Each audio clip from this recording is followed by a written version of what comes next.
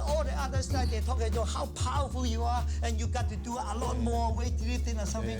But in Wing Chun, I would not suggest you to do any weightlifting. So you don't want big muscles? No.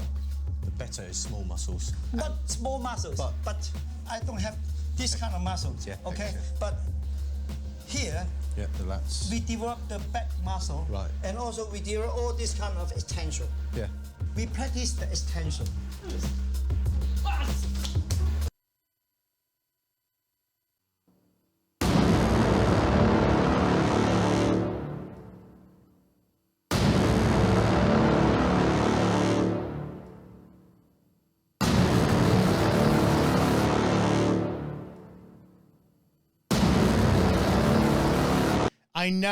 I never bought into the you shouldn't lift weights for Wing Chun garbage, and I'm going to give you my little insight into why I think the Wing Chun teachers do that and why lifting weights is actually one of the best ways to get the elbow energy, or gung lick as some people talk about. But first, if you like this t-shirt, Wing Chun, touch me on your first lessons for free. Make sure to go to becomewar.com. That's becomewar.com, and check out the Wing Chun t-shirts there. All right. So let's talk about this for a second. Like everybody else, in my Wing Chun journey, I was always told that lifting weights is a bad thing because the analogy is that the bigger muscle you have, the tighter you're going to be. And as Lung Ting says in the part of that video, it's like driving a car with the parking brake down. You'd be like, ah! That's really unbelievably false. If you look at people like Flex Wheeler, who was a professional bodybuilder and Mr. Olympia competitor in the 90s and 2000s. Flex Wheeler was a black belt in Taekwondo, I believe, and had one of the best flexibilities and ability to exert his martial arts out there. Let's look at Michael Jai White, who is probably... he's probably the best martial artist alive today in totality. Martial artist, right? Let's look at, this one will kick me in the ass. Bruce Lee, and Bruce Lee's obsession with fitness going on in his later years in life. We could look at Billy Blanks, right? Jean-Claude Van Damme, and the list goes on and on. And I would even venture to say movie actors like Stallone and Schwarzenegger, who did incorporate martial arts in their content. The bottom line is, it's how you use your muscle, right? That's it. Now, for the most part, when people wind up training the martial arts community on social media, you guys think that you're going to eat, live, breathe, sleep fights. I don't. I've been in too many fights in my life, but they don't happen like a lot, meaning that I haven't been in a fight in a real long time.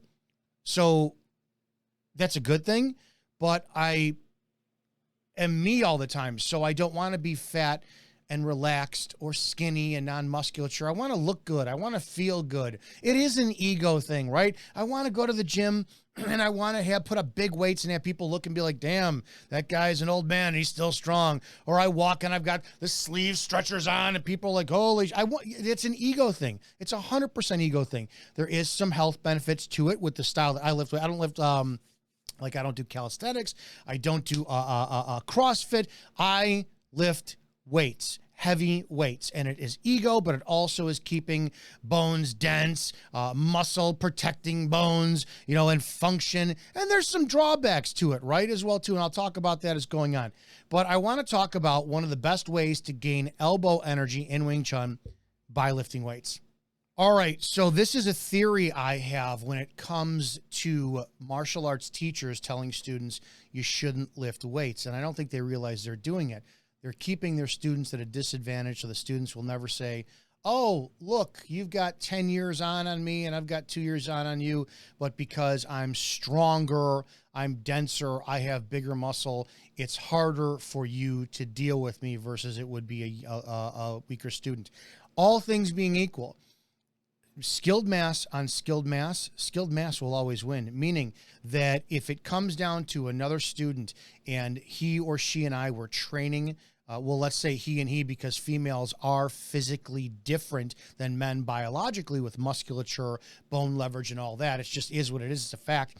If you look at, if I have another guy who is also 48 like I am, if he is training the exact same style I did, same teachers, we went to class every single day, everything is the same. Our comprehensive ability is the same. We get everything off the bat the same. And he is 4 inches taller than me and 30 pounds heavier, that's bigger mass, that's going to be the deciding factor. It just is what it is. If you think that a 110-pound Brazilian Jiu-Jitsu black belt is going to defeat a 200-pound Brazilian Jiu-Jitsu black belt, it's not going to happen. It's not going to happen. Could it happen? Of course. Don't light up the comment section for being like, oh, you don't know. Shut up, guys. You know what I'm talking about. I'm talking about the average, everyday context of fighting. Skilled mass wins. All right. This was a way that helped me with the elbow energy, right? I know a lot of martial arts teachers in Wing Chun, they like to talk about the first section, the first form, the Tan Sao section, into Wu Sao and Fuk Sao, and you're drawing up your energy and the relationships to your hips and all that. I'm going to propose to you where I had it in an application, because you have to remember something for a second. If a muscle isn't engaging, it's not activated. Meaning, go push in the air. If you push in the air and you have no resistance, I'm not talking about flexing your muscles. I'm talking about pushing. Your muscles will not activate if there's not anything to give it resistance. Go push into a wall.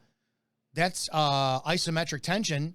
Your muscles are going to be engaged like insane, right? You have the positive or the eccentric, the concentric, or maybe I have those reversed, and the isometric rep of a movement where time under tension, your muscles are always engaged. So why is this a big thing for Wing Chun or bad thing for Wing Chun? It's not. I think the teachers say it's a bad thing because they just don't want you bigger, stronger, faster than them. And I really think that I do. That's it. Let's take a look at this for a second. This is me doing a military shoulder press on a hammer strength machine. Yeah, guys, I'm strong. I'm 5'7". I've got old man strength, which means that my joints and my ligaments are strengthened for the years of doing it. I was natural my entire life until I hit 40. At 40, I started testosterone.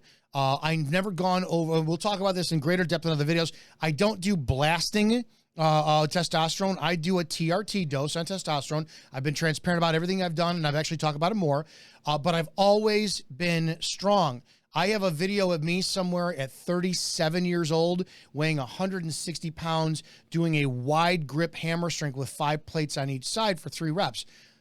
When you take away the balance, when you take away the leverage, when you take away a lot of things, you understand that it's not 500 or 450 pounds at that point. It's maybe 300 pounds because you're taking away leverage and balance and whatnot, but it still is considerable, right? Here is how I make this work for me. Now, I want you to watch something as I'm pressing. There's something called the primary driver in fitness, and I want you to think about something when you go on your fitness journey, okay? In fitness, take notes on this because I want you to go to the gym and discover elbow energy. You do not need to spend 10 years in your home like a monk, trying to connect your hips and your elbows together. If you do things like weightlifting, you will achieve this faster because you'll have resistance that it'll click your body to go, oh, this is where these need to connect. I get it. In fitness, my hands are called the primary driver, if you see where my mouse is, right? And this is why I think that Wing Chun is better than boxing when it comes to incorporating your whole body behind your strike. And what do they talk about in boxing? They throw their hands, right? In Wing Chun, we talk about moving the elbow forward and whatnot. The reason that my strength went up over the years was because I was in better coordination over my body and the primary driver due to Wing Chun and my current weightlifting. What do I mean by that? It means that my entire life before Wing Chun, I had always used my primary driver. So that means that during the course of these repetitions, as you see here, you're going to see that I would be pushing. My mental intent would be to be pushing my hands up and down, right? Pushing my hands up and down. Well, Wing Chun taught me, and this is 450 pounds, but again, too, it's on a machine. There's no balance there's no balance that has to be compensated for. I'm planted, I'm secured in the seat. I would have been able to push up more if I was wearing a belt and then I was actually strapped down in a belt with this. But here's the deal you have to talk about. In primary driving fitness, right? If your intent is in your hand, I'm going to stop at the top of the rep here. Here's the top of the rep. I want you to think about something. You're strongest at your core. Where's my core? My dantian, if you will, right? And where's that? That's going to be down here where my navel is, right? This is what I want you to think about. This is the intent. Look at the distance between my hips and my hands. Hips and my hands. Try this when you go to the gym. Put all of your intent in your hands and push whatever weight up you can. See how much you could do. Write that down. Then what I want you to do is I want you to put your intent in your elbows like we do in Wing Chun, elbow and hip.